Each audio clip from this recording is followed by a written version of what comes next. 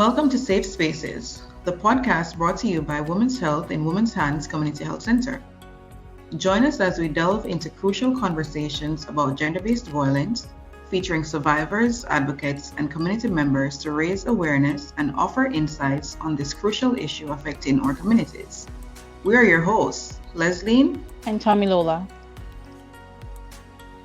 Safe Spaces is presented by the GBV Prevention and Cure Cascade Program, supported by funding from Women and Gender Equality Canada. Tune in to this podcast series, available on all major podcast platforms and our website, flourishaccess.ca. Please be aware that this podcast covers sensitive topics such as domestic abuse and gender-based violence. To protect the privacy and safety of our guests, some have chosen to remain anonymous. The content of this podcast is suitable for those aged 16 plus. The process of healing and recovery is a deeply personal and individual journey, especially for survivors of gender-based violence. The lasting impact of their experiences often result in deep emotional, physical, and psychological wounds that require careful and compassionate attention. Each person's path to healing is complex and intricate, influenced by their inner strength, support network, and their ability to access the necessary resource. In this episode, we will delve into the multifaceted nature of healing for survivors of gender-based violence, emphasizing the vital role of support and empowerment in nurturing substantial recovery and reclaiming a sense of agency. Today, we welcome Parneet to provide her insight into this important discussion. Thank you for joining us, and please introduce yourself to our listeners. Thank you so much for inviting me to this podcast. So my name is Parneet, and I am currently working in the community as a family well-being ambassador, which is a relatively new pilot project that has been organized by the City of Toronto. And essentially, I work with parents and caregivers who have youth in their lives who are between the age of 10 and 29, and parents and caregivers who need support in looking for information or resources to help them navigate through their journey when they're trying to put their kids on the right path, or there might be concerns of risk of, or they might potentially be involved in things like crime and violence. So I'm working with those parents and caregivers currently in my professional field. In the past, as part of my ongoing passion, I have experience working with and have myself lived experiences with working and have the lived experience of gender-based violence, and have worked with a number of survivors of gender-based violence to provide them with the needed supports that they're looking for to guide them in their journey of healing and recovery. And I'm very fortunate that I'm here on this episode to provide you with some of my insight on this very important topic that you have chosen for me.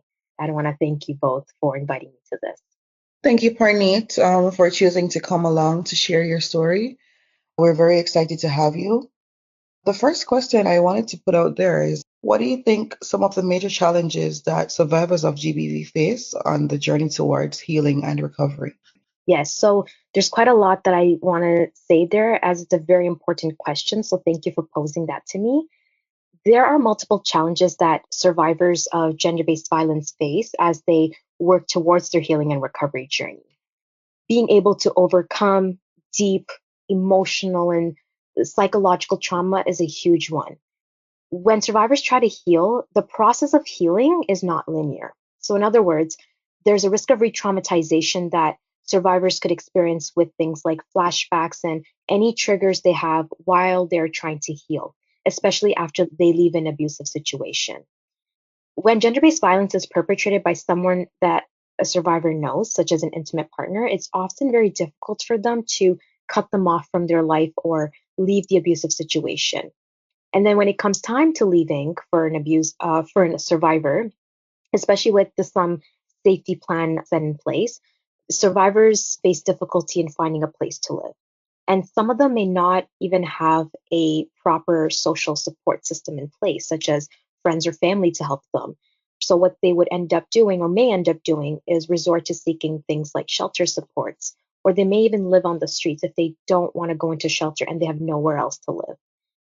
As a matter of fact, there's a societal stigma that continues to exist whereby survivors of gender based violence, especially those who are women, will face things like victim blaming, that the violence that happened to them is quote unquote normal, or that idea of, oh, they must have done something, worn something, or whatever to have that violence happen to them. And these things can lead to internalized shame and can deter survivors from seeking the needed help that they deserve. Then there's survivors who come from marginalized communities who face additional challenges related to discrimination, which could be based on a lot of things such as race, ethnicity, sexual orientation, or disability. And that adds complexity to their recovery journey. Another layer to these challenges is access to resources and services to help survivors navigate through their healing and recovery journey. So, I'd like to share that in my professional work, I've worked with numerous survivors who have multiple needs, and accordingly, they require multiple resources to help them navigate through those needs. For instance, I've worked with women who said they need help with finding affordable housing, and they do not have enough finances to help them purchase things like food, menstrual products, baby supplies, and even cost of transportation. And many of them do not have a secure social support system where, say, a family member or a friend could consistently help them. So, a lot of these women face common challenges of finding affordable housing, having financial security, secure employment, and more. So, navigating through each and every area of need can take a long time. And that makes the recovery process more challenging. But eventually, survivors are able to get there through if they take proactive steps taken to help them recover and heal. There's also a number of survivors who do not even know where to start from when it comes to seeking the help they need, or they don't even know what supports are available out there in the community that they can utilize. And that's where community resources such as counselors, social workers, and of the like come in to guide them in that journey. And it's especially difficult for survivors who reside in rural, remote, or underserved areas where there's a lack of specialized support.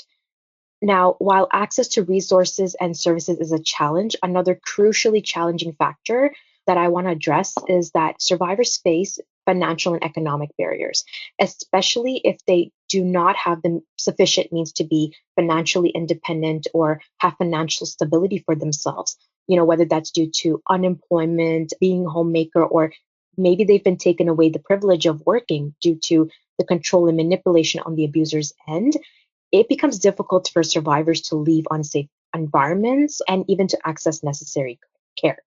So, before I wrap up, I also want to mention another important thing, which is that the journey of becoming self dependent and reclaiming power and autonomy over oneself is, in and of itself, a challenge as a survivor of gender based violence. It's that idea of being independent enough to navigate through and taking proactive steps to seeking the resources and supports to then ultimately build confidence in oneself is a journey.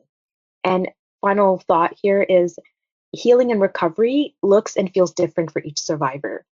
And it's up to the survivor themselves on the steps that they will take to navigate through all of that while accepting that this journey of healing and recovery will be filled with ebbs and flows. Thank you so much for sharing. That truly was very valuable information. You are, in fact, right when you say that healing and recovery, the journey looks different for everybody. But I believe that if we equipped these women with the necessary resources that they need to get through and to navigate and, provide a support system that they need, then they're better likely to get to the place where they need to be. Survivors often too face like psychological trauma and fear and stigma, which can hinder their ability to seek help and heal effectively.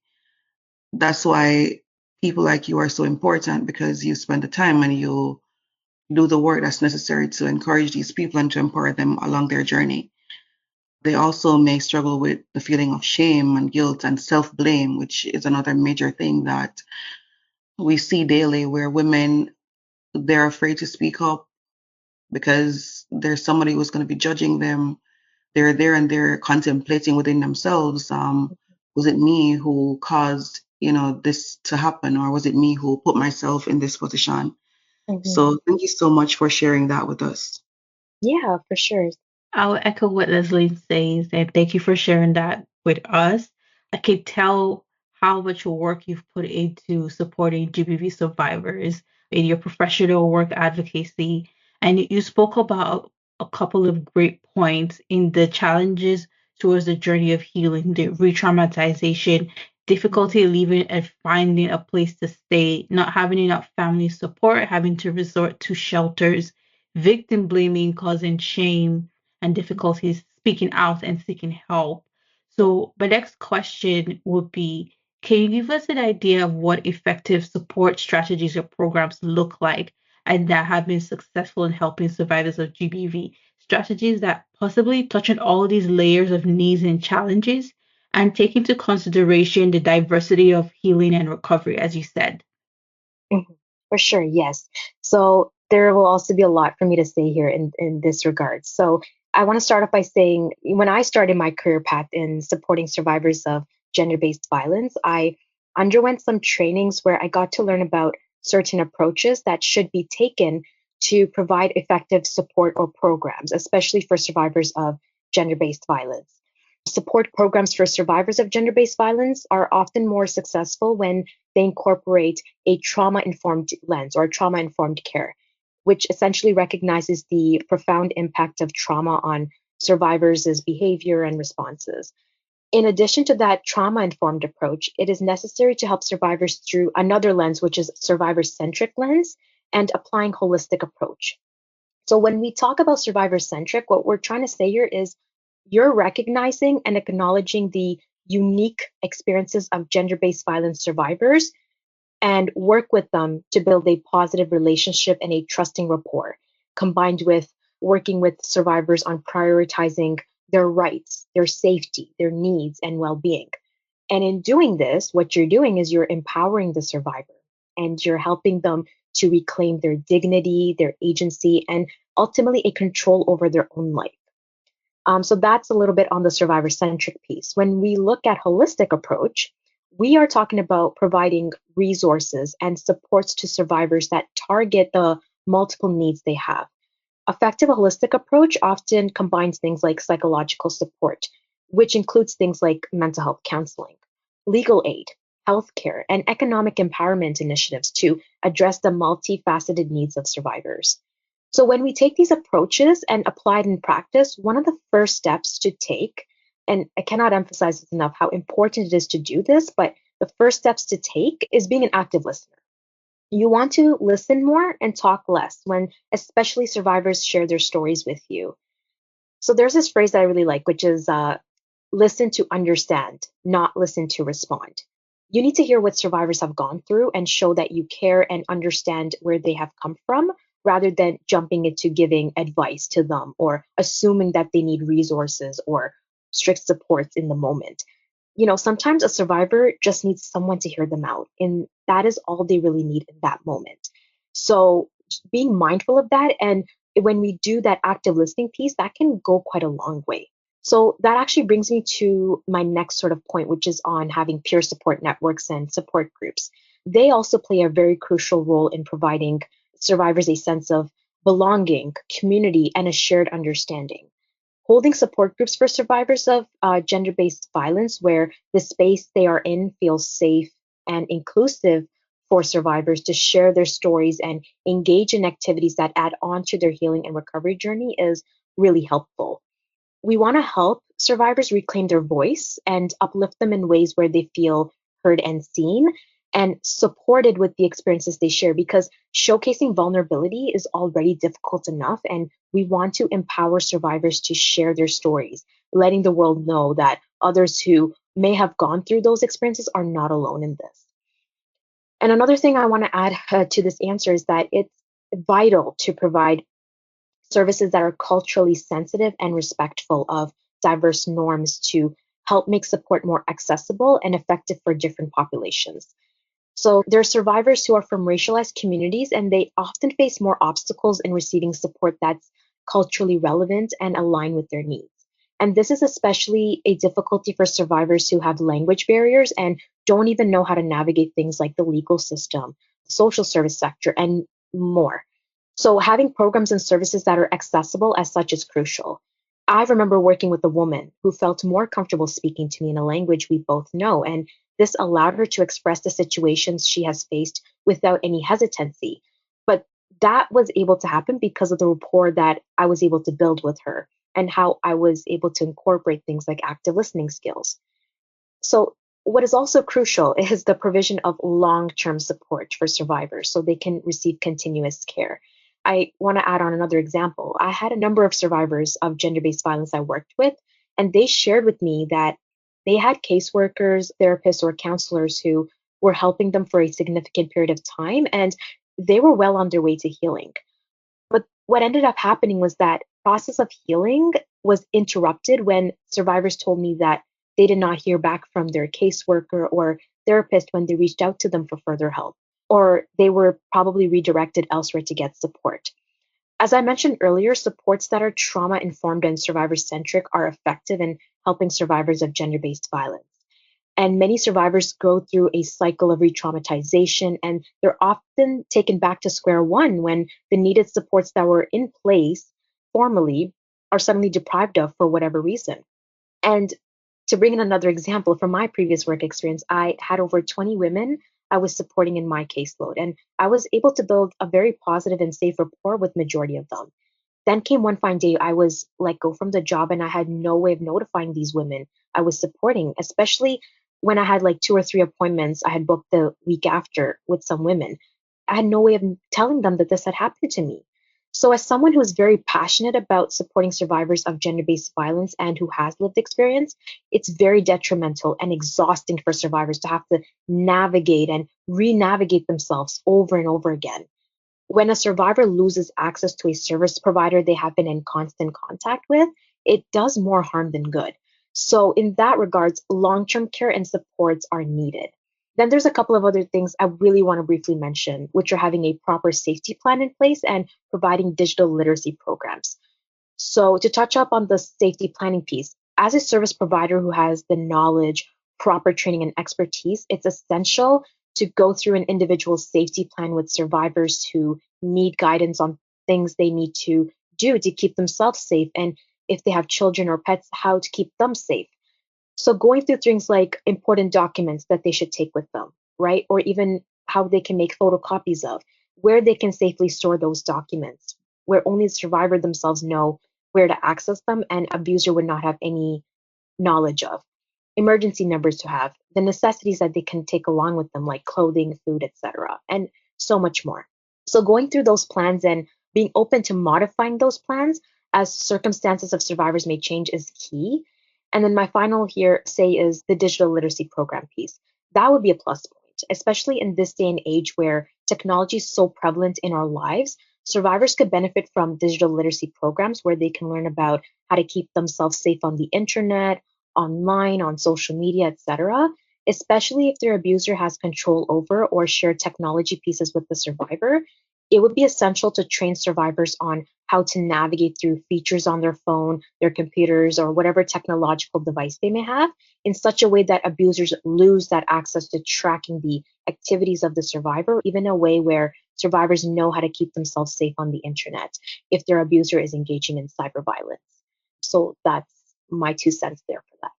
Thank you for that, Praneet. I know for sure that our listeners, whether survivors or even service providers, will learn so much from all that you have said in terms of effective support strategies. Because, as you said, service delivery definitely, truly impacts the healing process. The way a survivor receives um, support, the continuity of the support, the person who is providing the support, all of that truly impacts their healing journey. And one thing that I really do want to highlight is that you can't use a cookie cutter program style of Mm. services for everyone Yeah. because Canada is a multicultural country and we Mhm. have a lot of different cultures who reside here. And we know that immigrant women, especially those who have newly immigrated to Canada, are often at higher risk of Mm. experiencing GBV and having difficulty leaving violent situations because they're often not aware of what is available. They're often not aware of their rights in Canada. So that cultural relevant and sensitive programming and services is very, very important. Another one I'll also highlight is the trauma informed care. Very, Mhm. very important as well. Specifically, the training of service providers to provide trauma informed care, because it's one thing for an organization that provides a GBV program to say our program is trauma informed, but those who are actually delivering the program don't have the proper training and don't truly know what trauma informed care, holistic care entails. So Mhm. those are very, very important. And then one more thing is peers. I have to speak on peers because women's health, one of the things that we do at our organization in all across the organization, all the different programs, is we utilize peer support. We utilize peer facilitators. Peers are very, very important and crucial in gender-based violence and in even like in health and community services specifically for racialized women, because having peer support groups, having peers who are in the community leading these programs, speaking to women in their own community, it provides a different type of comfort. It provides a situation where now they feel comfortable to opening up, they feel comfortable in a safe space. It's very important to empower survivors who have healed to become peers so that they can further help other women in their healing process. I could not agree more with that, for sure. Thank you both. Just to elaborate just a bit on something that was said earlier by Parneet and confirmed by Tamilola. You just spoke about peer support, and I just wanted to say, just in a lot of cases, like we've been seeing in recent times, where all the caseworkers are and the therapists, they're not really readily available because of the numbers, right? There's currently like a struggle in like being able to like assign survivors or victims to the help or the resources they need. So that too is why it's so important to have these peers and to have like support groups and group sessions, and even like the event that we had yesterday where people were able to come and to be in that safe space and share and to say whatever is happening, and try to get there's some takeaway from it in other cases, and it really does help, right? Harneet, too, I know you touched on some of the barriers that persons like support survivors, the challenges that they meet on a daily basis, right? But how important is it for survivors to have access to specialized care and support tailored to their unique needs? That's also a very another important question that you're asking. So access to specialized care is very crucial for gender-based violence survivors, and it is necessary to provide tailored interventions that address their unique needs because every survivor's experience is different, right? So we want to be able to have things like a personalized treatment plan and support system that's necessary for them and that speaks to the sort of unique experiences they have. There's also a need for specialized mental health support, which should be provided by professionals who are trained in things like trauma and gender based violence. And that is vital in improving the recovery outcomes for survivors. What will also absolutely be beneficial for survivors of gender based violence is having proper mental health supports because gender based violence places a very significant detrimental impact on the psychological functioning of survivors, and that would ultimately impact their day to day routine in life. So, specialized care in that regards is important, but there's also specialized physical health care that's important. Any trauma that impacts the mental health of a survivor will also impact the physical and emotional health of an individual. Therefore, survivors would definitely need proper care in those areas. And that actually it takes on that idea of providing holistic approach, right? Additionally, having legal and advocacy services that comprehend the complexities of gender-based violence cases are indispensable in helping survivors navigate the justice system and to protect their rights.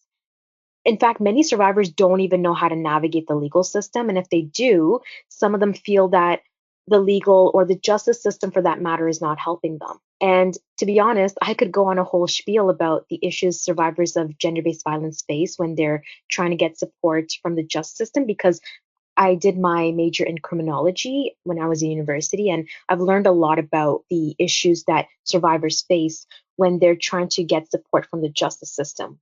But all I really will say here is that survivors deserve to be treated fairly, and they deserve justice for the unwanted trauma they have to live with and try to work on overcoming. There has to be proper representation for survivors in the legal system and effective advocacy for survivors. The last thing I'll just mention here with respect to, tailoring the unique needs of survivors is we need to create safe and confidential spaces where survivors can seek help without any fear of judgment or further harm. This is crucial to have, and this will in turn offer the security and peace of mind, which is vital for adequate recovery for survivors of gender based violence.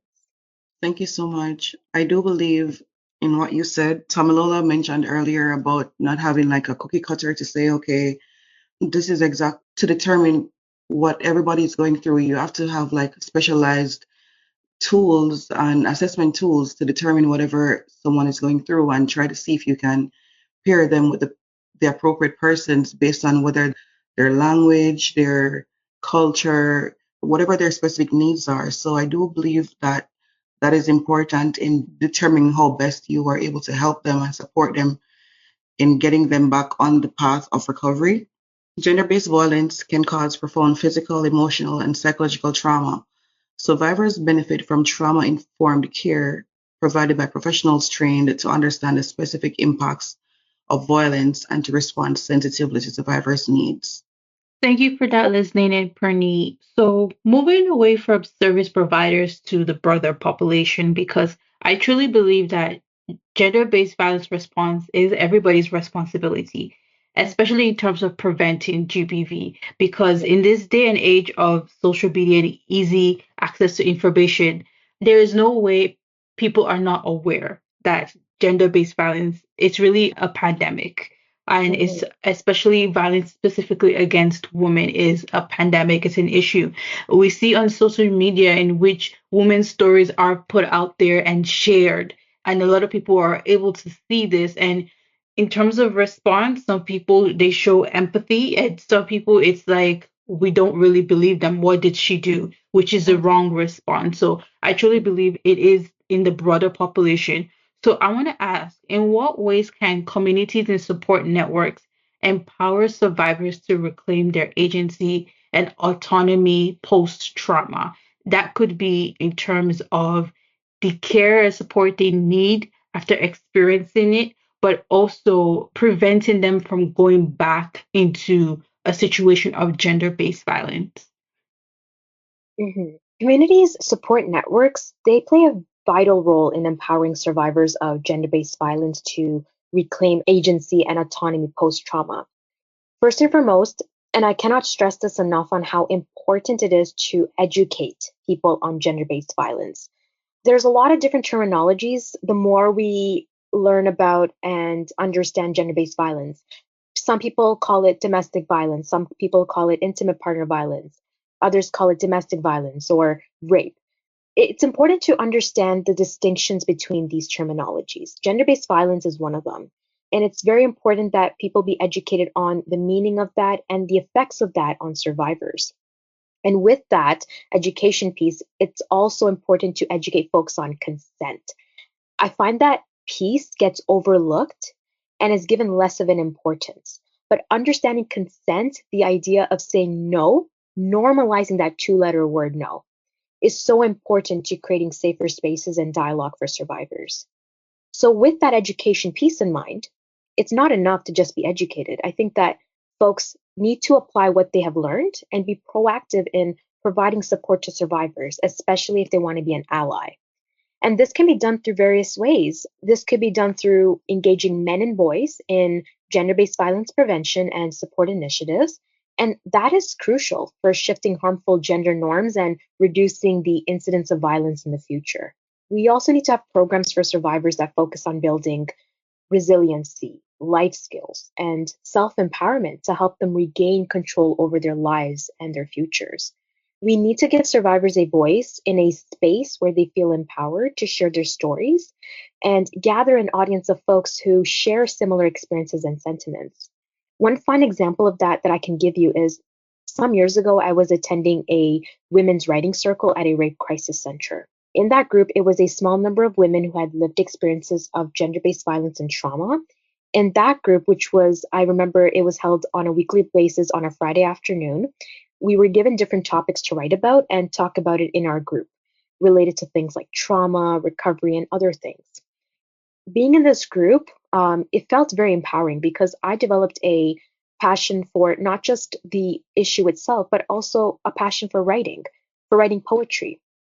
And when it comes to writing out about these things, these are actually one of the ways that survivors find healing in, especially if they enjoy writing, right? If they write out their thoughts and feelings, this could be very healing for survivors. So after I attended several of these group meetings, then there came an opportunity for this group that I was in to contribute their voices in a magazine publication where we could write about anything that addresses the experiences of gender based violence. So we were given the ability to write anything in a form of either a poem, a short story, a letter, or what have you. And when we contributed and when a magazine was created and the publication came out, these magazines were distributed during an event that was held at the time called Take Back the Night, which is essentially a protest and rally to raise awareness against gender based violence. So at this event, these magazines were being distributed and people could purchase them. Not only did I receive a copy of that book alongside the other survivors who contributed to that publication, but I also got the ability to read other survivors' pieces in that publication. Mine was there for sure, but I also got to read other pieces that survivors who contributed to this magazine had wrote. And many of them poured out their emotions through their storytelling of their gender based violence experience. So, having an initiative like this can empower survivors to reclaim agency and autonomy. Moreover, having stronger legal protections, better enforcement of existing cyber laws, and the development of digital literacy programs, which I touched upon earlier, they can empower women and girls to navigate online spaces safely. This would also be another key area to focus on. Also, having support groups and mentorship opportunities that are for and led by survivors, where they can lead and mentor others, would be great to have, which would ultimately reinforce the survivors' sense of agency and contributing to their healing process. And this combined with encouraging survivors to engage in advocacy work that empowers them to use their experiences to then drive change and provide a platform for supporting others in the community and to eventually amplify the voices of other survivors in the community. Thank you, Purneet. Those were great examples of support initiatives for survivors. One thing that you mentioned that I really liked was the educating of people. And I think especially starting from a very young age, because I Mhm. believe one way of truly eradicating gender-based violence is to educate people on what gender-based violence is, because at times there is that gray area of people not realizing that this particular act is a form of violence against women. One that is often not even thought about is economic abuse. A lot of women might not even realize that because they might not be aware and they have not really been informed, educated about economic abuse. They might not realize that they are in an economic abuse relationship in which maybe their partner is controlling not only their spending, but also them making money and them just thinking, oh, he's my husband and the head of the household. But it's like, no, you do have rights and people, and you shouldn't be controlled, especially when it starts to impact your livelihood and your access to things that you need money to be able to access it. So I think that educational piece is very important and it's one that reaches like the broad population. Everyone should take the initiative to educate themselves. I know that in ending of November all the way to the beginning of December, there's the 16 days of activism against gender-based violence. And that's an annual initiative. And that's a really good time for folks. And I feel like it should be more broadly advertised when the 16 days are going on, that Absolutely. folks can use that time to say, okay, let me educate myself about gender based violence.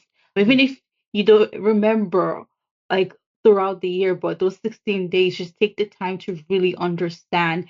Look out for survivor stories. As you gave the example of the writing circle, there are many initiatives like that that have been published. You can easily go out and read survivor stories. There's digital storytelling. I know our program just recently digital storytelling workshop, and I plan on posting the videos on our YouTube channel. And you can find digital storytelling videos from survivors, so you can educate yourself about people's experiences, and you can see how, okay, as a person, what can I do to help make sure that women, young girls are no longer experiencing this.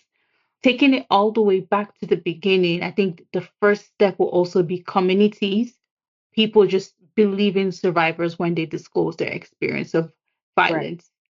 Yes, absolutely. Yep. The validation is essential to help survivors feel heard, acknowledged, and supported. And it sometimes helps them take that first step to healing, because I've now been able to feel comfortable telling someone what I've experienced, and they Mhm. supported me at that first point. So now I feel like I can go out there and look out for even more support. Mhm. For sure. And if you don't mind me mentioning, I do also want to add on Mhm. to that point you just mentioned just now about believing survivors. That is also very important. When we start believing survivors, they will start to feel more, well, obviously that's going to take time, but they're going to slowly start to build the confidence to then not only continue to share what they have gone through, but to believe also that they will be heard, right? That's what they need, is people to hear them out. When people don't believe survivors, or they just kind of neglect that they went through it, or do that whole thing of, oh, maybe she did that or he did that, and ultimately blaming them for what they went through, then that's only going to continue to create more detrimental impacts on the survivors, and that's going to refrain them from sharing anything to anyone, ultimately Mhm. creating more risk and more detrimental impacts on their mental, physical, and other areas of their health. So, yes, that's a very good point that you brought up for sure. Yeah, I agree with that. And also, believing them also impacts shame, because I feel like a lot of women, if they're not believed, then they start to feel like they were the problem. And women should never feel that they were the problem if they ever experience violence from the hand of anybody, whether that's their parents, a intimate partner, when they've been, maybe it's physical abuse, emotional abuse, sexual abuse, and they were truly are the victim. They shouldn't feel like they were the problem. Hmm. Absolutely. Thank you so much, guys. I just wanted to add that because we have seen where discrediting survival stories or experiences has done additional harm, as now they don't only have the immediate trauma to live with, but also the scorn and shame from the stigma that was imposed on them when they decided to share their story or speak on their experience. We have to always be very mindful, even outside of like a professional setting or platform, in our communities, in our homes, in our friendships, if ever we have someone that has had an experience and they've come to share their story, then I think it's our responsibility, each and every one of us, to ensure that they feel safe, that they feel heard, that they want to come and they want to talk about it. We have to validate their experiences. Yeah. And if we don't have the proper training to guide them or to help them in that immediate moment, then we can just actively listen, as Parneet said earlier, and also try to help them to seek out to find the resources, because resources are available. Okay, so I just wanted to say thank you both so much for coming to have this conversation. Parneet, thank you so much for joining us. This was such a great discussion.